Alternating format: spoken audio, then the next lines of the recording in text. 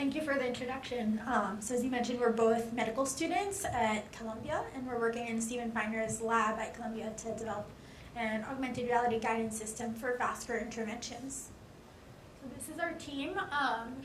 Myself and Shirin, we're also working with a number of engineers there on Lons, Febor, and Simi to develop the system. So what exactly are vascular interventions? Essentially, it's a type of minimally invasive surgery where you travel through the patient's blood vessels to get to your destination, which can be really anywhere, the heart, lungs, brain, liver, wherever you need to go. And then once there, you can perform the surgery. So you can stop a bleed, you can kill a tumor, you can even reverse strokes and heart attacks, all without opening up the body. So the way we do it in a minimally invasive manner is we have a live x-ray system called fluoroscopy, and that allows you to visualize the patient's anatomy in real time using x-ray. And the way we get to see the blood vessels is we inject a liquid called contrast that makes them light up on the x-ray. Now the challenges in fluoroscopy is that radiation can increase the risk for cancer, and contrast can injure the kidneys. And as you can see in all these procedures, you can do the heart, brain, liver, really any part of the body. But in all these situations, it's really only 2D, not 3D, which can make it challenging to navigate through patient anatomy that can branch and wind in all directions and that varies so much between patients, which can add hours to the procedure. So our solution is to use augmented reality to allow physicians to see their patient's anatomy in real time during surgery. So we take preoperative imaging from patients, so no new imaging, no extra radiation exposure, and we can use CTs or MRI, anything that has volumetric data. And so we use that patient imaging to create 3D models of that patient's anatomy and upload it to the HoloLens so that physicians can refer to it intraoperatively and interact with it while maintaining sterility. So this is a video of one of our physicians at Columbia University Medical Center trying our system for the very first time.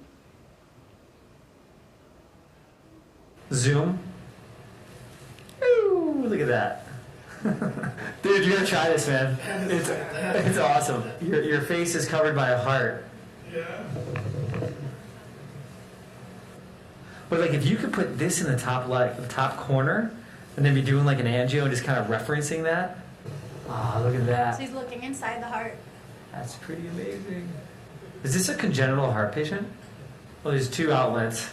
Oh, this is transposition.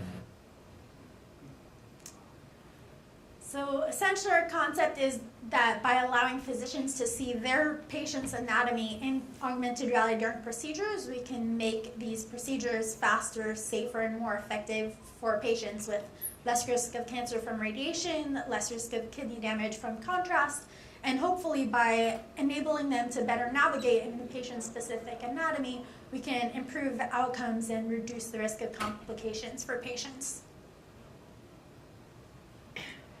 So we've talked to a number of physicians from across the country, and they've all echoed the existence of this guidance problem.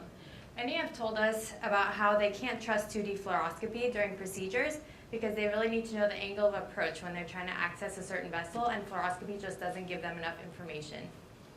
Others have talked about times where they've spent extra hours struggling to navigate during procedures because of the limitations in fluoroscopy, all the while exposing the patient to excess contrast and radiation. Many have also described how they often study a patient's anatomy from their imaging before the procedure even begins, so they won't have to rely as heavily on fluoroscopy during the case. Clearly, this is a significant problem. And we're not the first ones to think about this problem. There are a number of technologies that aim to address it, but all of them fall short. For example, 3D overlay systems create a 3D model of a patient's anatomy and overlay it onto 2D fluoroscopy. However, this is still being displayed on a 2D display, and it's also unsterile, meaning the physician would have to break sterility and leave the procedure room to manipulate the 3D model in any way.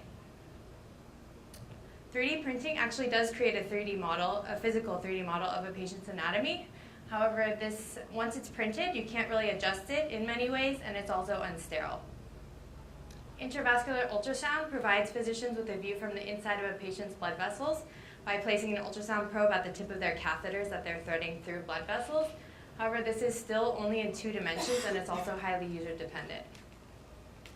So hospitals are also spending a ton of money trying to address this problem. The cost of fluoroscopy displays that they routinely use in pretty much every interventional suite can cost on average around $80,000 per suite, and sometimes up to $200,000 per suite. And then in addition to this cost, they purchase the other technologies that I mentioned and a number of others that I didn't even bring up that can add hundreds of thousands of dollars in cost.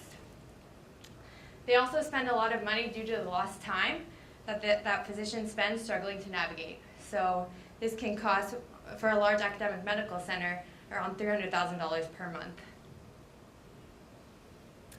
So there are a number of exciting applications of AR in medicine. A lot of people are thinking about it for surgical planning, for medical education, and physician training. We're really excited to be a part of this and explore its application in surgical guidance. And we're really fortunate to be led by world leaders in both AR and medicine. Professor Stephen Feiner, who directs the Computer Graphics and User Interface Lab at Columbia, is our main PI, and he's a world leader in AR. Dr. Joshua Weintraub is the Director of Vascular and Interventional Radiology at Columbia Medical Center. Dr. Meyer is the Co-Director of Endovascular Neurosurgery at the Medical Center. Dr. Kirtanay, the Director of the Cardiac Cath Labs, and also Dr. Martin Leon, who's the Director of the Center for Interventional Vascular Therapy at Columbia. We also have a host of collaborators, both from within Columbia and also in the greater New York City area. We're really fortunate to have such a great team working with us. Yeah, so thanks for listening. Check out our demo if you have time outside. And yeah,